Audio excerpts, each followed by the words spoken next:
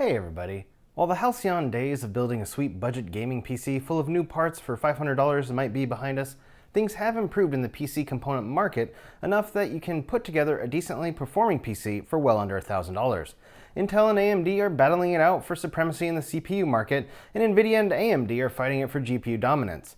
Eventually Intel will join that fight as well, but for now they're still on the sidelines. This healthy competition is helping keep prices in check. Additionally, we can say with a bit more certainty that the GPU market has finally stabilized, with more and more GPUs in stock and at much more reasonable prices. All of these factors have added up to make it possible to build a viable 1080p system for around $700, and that's exactly what I've done here. Welcome to the middle of nowhere.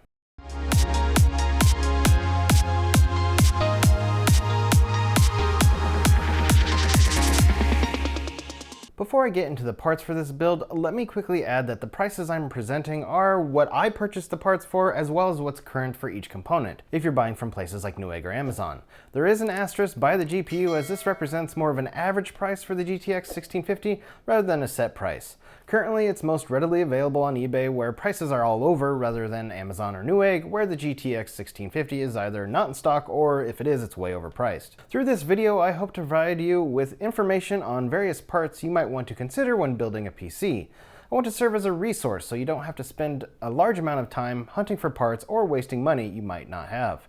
Of course, as with all my parts recommendations, just like with LeVar Burton and his book recommendations, you don't have to take my word for it. So if you think there's a better performing or lower costing part out there that would better fit in a build, leave a comment letting me know and I'll be sure to put it in the description.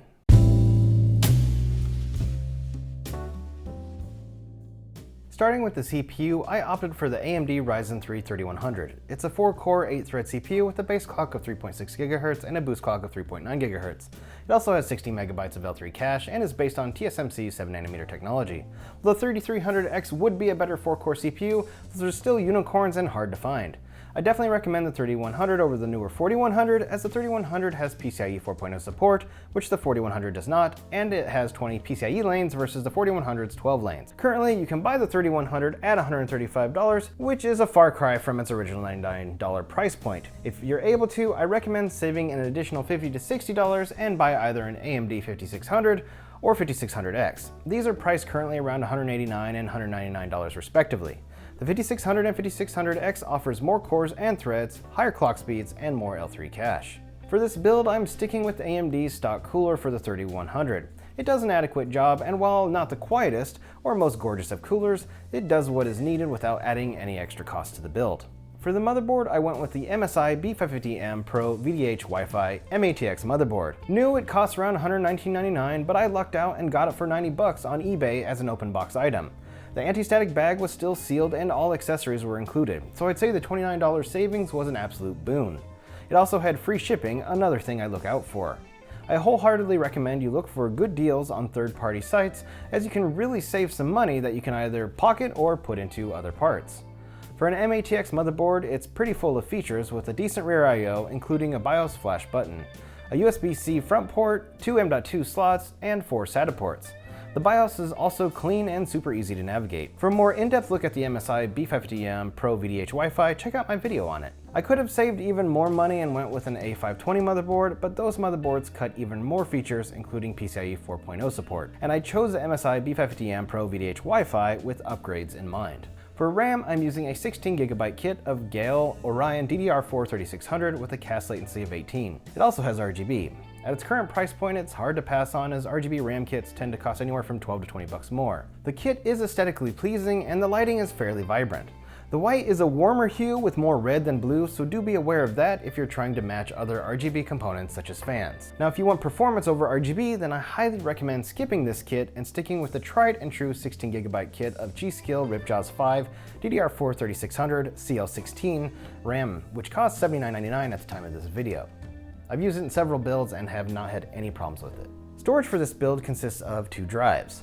The first is an ADATA XPG 𝐏𝐚𝐫𝐭𝐬 S5 512GB NVMe SSD. At $49.99, this inexpensive NVMe has enough room for Windows, some key programs, and even a few games. Going with an NVMe, even one with no RAM cache like the S5, is still a smart move so you can ensure quick boot times. This is a PCIe 3.0 drive, so I've installed it in the lower M.2 slot, leaving the PCIe 4.0 slot open should I want to install a second M.2 drive that will take advantage of those faster speeds. Alternatively, have a look at the WD Blue SN570 NVMe drive. It's 500 GB but has nearly double the read and write speeds of the 𝐏𝐚𝐫𝐭𝐬 S5 at the same price. If you need a better sustained read and write speeds, you'll want to invest in a more expensive NVMe drive that has DRAM cache, such as the WD Black SN750, which is PCIe 3.0, or the SN850, which is PCIe 4.0. The second storage device is a Seagate Barracuda 2TB 7200 RPM hard drive. This is my go-to budget mass storage drive. While spinning storage is becoming less prevalent, it's still the cheapest way to get the most storage for your money. If you're absolutely against spinning media, you can buy a 1TB Crucial MX500 SATA SSD for around $89.99 at the time of this video, which is a really good deal as the drive normally goes for $99 to $115. It's a great drive with DRAM cache, and I've used it in several builds with no complaints. For the case, I bought the Deepcool Matrix 40 MATX case, as you can see here. You can check out the video I did on this case as well if you'd like. I bought the Matrix 40 mostly because it was a cheap case of $51 with a glass side panel, something you don't often see in cases at that price range. The Matrix 40 is a decent enough case for the price, and it was easy to build in. However, it does only come with one fan, so keep that in mind as you'll want to buy 1 to 2 more fans for front intake. Since I didn't use it in another build, I used the RGB fan from my Corsair Carbide 175R. It provides a nice color accent to the build along with the ARGB RAM kit. If you need cheap fans, I do highly recommend, as I do with almost every build, Arctic's P12 PWM PST fans. You can buy a single fan for $10 or a 5-pack for $31. They're PWM and you can daisy chain them. Powering this computer is the Asus TUF 450W 80+ bronze PSU. It's non-modular and has 0 and ketchup and mustard cables present. It has one 4+4 CPU power cable and supports 2 6+2 GPU connections and up to 5 SATA devices. According to my PC part picker parts list, this PC build will pull around 230 watts, so there's plenty of headroom for me to upgrade to a more powerful 5600X without needing to change the PSU. In theory, I could even upgrade the GPU to an RTX 3060 if I wanted, as the increased estimated system wattage would be around 325 watts. If I want to go AMD, I could probably get away with the 6600 XT with this PSU, which would increase the estimated system wattage to 315. Having said that, if I were to upgrade the GPU at all, I would absolutely upgrade to a 650 or 750 watt PSU at the same time to maintain better efficiency under load, and also to make sure everything gets adequate power delivery and not blow up. It's always better to be safe than sorry. Finally, the graphics card. In this build, I'm using the MSI GTX 1650 Gaming X GPU. It's the 4GB GDDR6 version of the card, so it's faster than its GDDR5 sibling. While not a top-tier GPU, it will do in a pinch, and now that the GPU prices have finally started to come back down to earth, you can buy one on eBay for anywhere from $150 to $200 used or new. Honestly though, if you can't get the GTX 1650 at a retailer and at an affordable price, I'd recommend going for the AMD RX 6400 instead. It's readily available at $159 and will have that oh so important manufacturer's warranty should anything go wrong. While the RX 6400 is around 7 to 10% slower than the 1650, having that peace of mind is pretty important. If you don't mind going the used route, also search for the GTX 1660 Super listings, as those seem to be going for nearly the same price as the 1650 in terms of bids. Ultimately, keep your options open when looking for this part and the best price possible. And that's it for the parts. What do you think? What would you change and why? How would you make this build even less expensive, or what would you do to eke out some more performance without increasing the cost terribly too much? Leave a comment down below and let me know. As I mentioned when I spoke about my motherboard choice, I put this PC together with upgrades in mind. Upgrades that wouldn't blow the cost of this PC out of the water. First up, I'd upgrade the CPU to either 5600 or 5600X. As I mentioned, you'd get a huge performance increase with the CPU with more cores and threads, more cache, and a higher IPC or instructions per clock. With only a $10 difference between the two, I'd probably lean towards the 5600X to squeeze even more performance. Next up, I'd replace the PSU to a 750 watts 80+ bronze or gold unit. The EVGA Supernova GT is a fully modular 750 watt 80+ gold PSU and costs only $75. It will easily support up to an RTX 3080 if not an RTX 3080 Ti, although I recommend getting this 850 watt PSU for an RTX 3080 Ti just to be safe. This is more or less a tandem upgrade, meaning if I'm going to upgrade the GPU, I'll have to upgrade the PSU. I admit it was a mistake ever to purchase such a low wattage PSU as this 450 watt unit. Yes, it's great for the Ryzen 3100 GTX 1650 CPU GPU combo, but I don't think I'd ever get a PSU that's under 650 watts again, regardless of the budget tier for the build. By buying a higher wattage PSU from the start, it means I won't have to replace it later when upgrading parts or making a new build altogether. When it comes to the GPU, my recommendations, keeping to the lower end budgets in mind, are an RTX 3050, RTX 3060, or 3060 Ti, or an AMD 6600 XT or 6700 XT. Do note the 6600 XT is limited to 8 PCIe lanes, whereas the other GPUs mentioned get 16 lanes. While prices have come down, GPUs are still an expensive part, and an RTX 3060 will run you around $399 at the low end if you're lucky. The average price I've seen is closer to $425. From my research, any of these GPUs will require you to upgrade the 450 watt PSU to something more powerful, although you might be able to keep it with a 3050, 3060, or even RX 6600, as according to my PC part picker build, none of these GPUs plus 5600 CPU bring the total estimated wattage over 325 watts. The final upgrade I'd make to this build is to add another NVMe drive, this time a PCIe 4.01 for faster reads and write speeds. If you're into creative work, you'll want a fast drive when editing video or photos. I've already suggested the WD Black SN850. I use 2 of these in my personal rig and love them. 500GB SN850 currently costs $74 and the 1TB model is $140.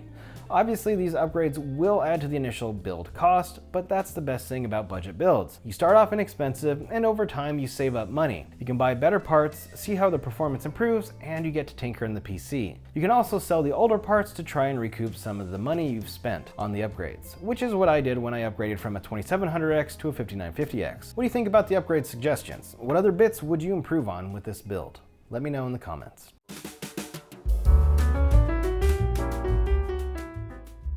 Building in the Matrix 40 was quite easy.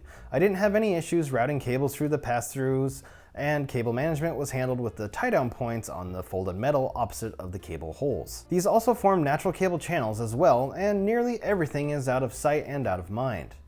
Other than that, the build process itself was smooth. I even rotated the AMD CPU cooler so the AMD logo is up top rather than on the left side. After the build was complete, installing Windows and drivers was a piece of cake.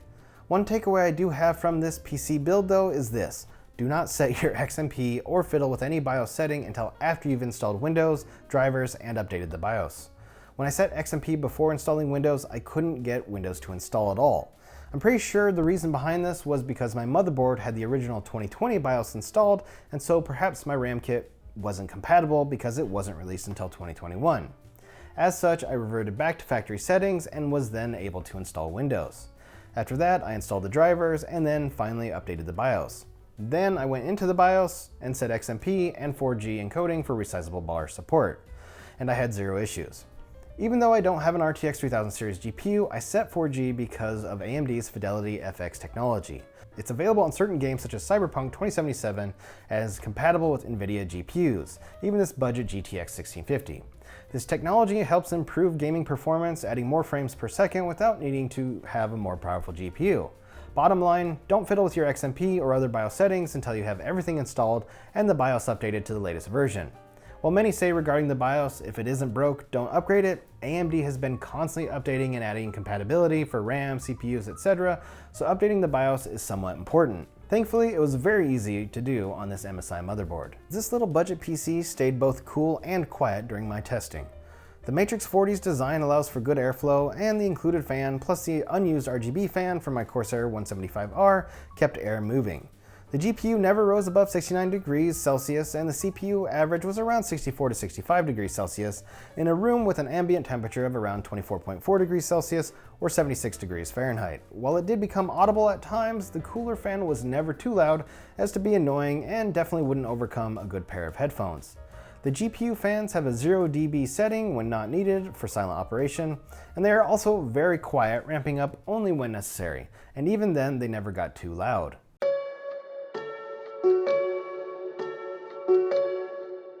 Because this is a budget PC with pretty low-end hardware, I did not expect to game at 1080p with extreme settings on AAA game. I tempered my expectations and went for medium and low preset settings and then tinkered from there, customizing where necessary to get better performance. I will say, in all the benchmarking and gameplay I did with the settings I used, I was able to have a pleasurable experience. Sure, maybe not all the eye candy that comes with Cyberpunk 2077 was present, but the world and people in it were still well rendered and textured, and it felt immersive. Of all the games I tested, I'd say GTA had the most stuttering, at least during the benchmark, but actually playing the initial mission and driving in the world seemed fine. For a casual game, I played Rocket League, and I tested it at its high settings and then also at a mixed bag settings. While average frames on both settings were well over 125 FPS, the biggest difference came with the 1% and 0.1% lows. The mixed settings definitely provided a better overall gameplay experience. For Shadow of the Tomb Raider and Cyberpunk 2077, I made use of AMD's Fidelity FX to get better performance. This setting for both games tended to increase 1% and 0.1% lows more than it did the average FPS, but there's still an average FPS boost as well. This is a good thing, as having higher lows means less noticeable performance drops. The Shadow of the Tomb Raider benchmark ran pretty smooth, and gameplay for Cyberpunk 2077 was also nice. I did a couple of scenarios for Cyberpunk. One where wave after wave of cops would come at me, so there would be bullets and explosions flying all over, and then just some open world driving. I experienced no stuttering or any pixel-related glitches. Next, I tried my hand at Elden Ring, syncing to reach that 60 FPS ceiling. At high, the game had an average FPS in the 40s, but the 1% and 0.1% lows were terrible, making for an unfun play experience. After changing the settings to a mixture of low, I was able to reach an average of 56 FPS with much better 1% and 1.1% lows. I'm sure if I devoted more time to adjusting the settings even further, I could improve the performance even more. I also did a 3D Mark Firestrike test, as it is done natively in 1080p. I did 2 runs, one with the GPU at stock and one with a minor overclock through MSI Afterburner.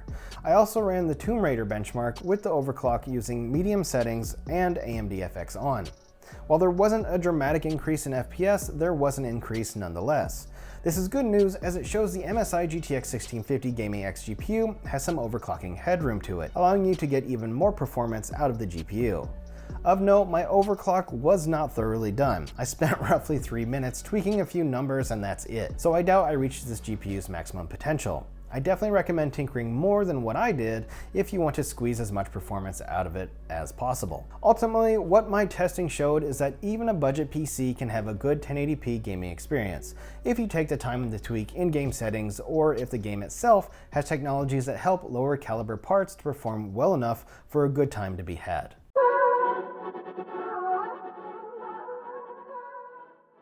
Overall, I'd say this is a decent PC. It's not a 5-star wowzer, but it was never meant to be.